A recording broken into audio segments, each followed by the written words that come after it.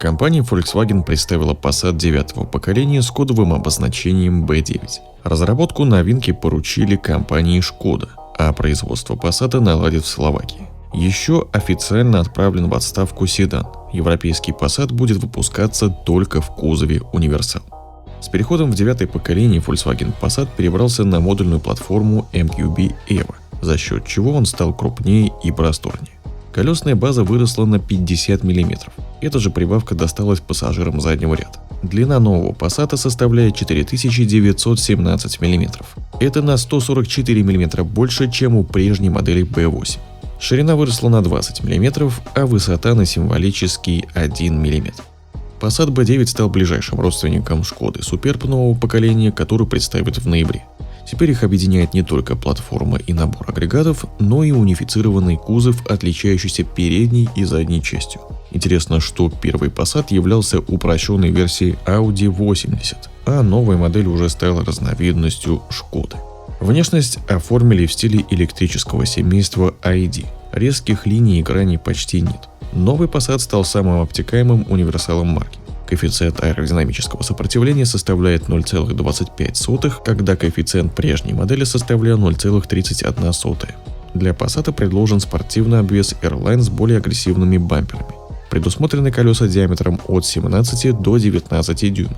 А среди опций есть матричные фары IQ Light, которые бьют на 50 метров. В салоне минимум кнопок и 2 отдельных экрана, приборки и мультимедийные системы. При этом второй дисплей возвышается над передней панелью. Селектора коробки передач DSG на центральном тоннеле больше нет. Его функции возложены на правый подрулевой переключатель, а управление дворниками теперь сосредоточено на левом рычажке. Планшет мультимедиа-системы может быть диагональю 12,9 или 15 дюймов. В его корпус в нижней части встроены сенсорные полоски, отвечающие за управление климатом. На руле стоят аналоговые кнопки. Volkswagen признал сенсорные кнопки на руле ошибкой. В список базового оснащения входит адаптивный круиз-контроль, датчики парковки, полностью светодиодная оптика, система автоматического торможения перед препятствием, система удержания в полосе, а также функции распознания дорожных знаков. В средней версии «Бизнес», которая ориентирована в первую очередь на корпоративных клиентов, есть трехзонный климат-контроль, дополнительные разъемы USB-C и ассистент парковки. Также европейцам предложат 2 топовые комплектации Elegance и спортивную Airline. Самым дорогим версиям Passat достались матричные фары и сиденья с вентиляцией и функцией массажа. Опционально доступна адаптивная подвеска DCC Pro. Новые амортизаторы имеют по 2 управляемых клапана для сжатия и отбоя. Всего будет предложено 15 режимов работы подвески. Механической коробки передач у Passat больше не будет. Теперь предложено только DSG. Для нового Passat предложат широкую гамму силовых агрегатов, но основная ставка будет сделана на гибриды. Представлено 3 двухлитровых турбодизеля мощностью 122, 155 или 193 лошадиные силы. Первые 2 версии сочетаются с передним приводом, а самая мощная с полноприводной трансмиссией 4Motion с муфтой на задней оси. Чисто бензиновых версий 2. Они имеют турбомотор 2 литра TSI мощностью 204 лошадиные силы, передний привод, или 265 лошадиных сил и полный привод. Все двигатели работают с 7-ступенчатым роботом с 2 сцеплениями. В гамму впервые добавлен мягкий гибрид. Бензиновая турбочетверка 1,5 литра и TSI 150 лошадиных сил дополнительно имеет систему отключения половины цилиндров и 48-вольтовый стартер-генератор отдачей в 20 лошадиных сил. Он помогает в первые секунды разгона. Коробка передач 7-ступенчатый робот.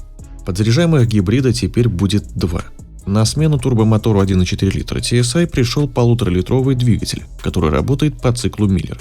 В 6-ступенчатую DSG встроен 115-сильный электродвигатель. Мощность ДВС базового Volkswagen Passat и Hybrid составляет 150 лошадиных сил. Совокупная отдача системы 204 лошадиные силы и 350 Нм крутящего момента. У второй версии турбомотор настроен на 177 лошадиных сил, а суммарная мощность такого универсала 272 лошадиные силы и 400 Нм крутящего момента. Привод у обоих версий только передний. Подзаряжаемым гибридам досталась более емкая батарея на 19,7 кВт-часа. На электротяге такой Passat сможет проехать около 100 км, а общий запас хода составляет 1000 км. Мощность зарядного устройства переменного тока увеличена с 3,6 до 11 кВт. Также добавлен зарядник постоянного тока на 50 кВт. Производство нового Passat начнется в первом квартале 2024 года. В Германии уже объявлена стартовая цена – 40 тысяч евро. Публичную премьеру новый Passat справят на выставке в Мюнхене, которая откроется 5 сентября. Друзья, как вам техническая составляющая нового Passat? И понравился ли вам дизайн нового поколения? Поделитесь своим мнением в комментариях. А если вы интересуетесь автомобилями, то заглядывайте в мой телеграм-канал, где каждый день выходят актуальные автомобильные новости. Ссылку оставлю в описании под видео и закрепленном комментарии. Переходите и подписывайтесь, чтобы не пропускать новые видео и быть в курсе последних событий автоиндустрии.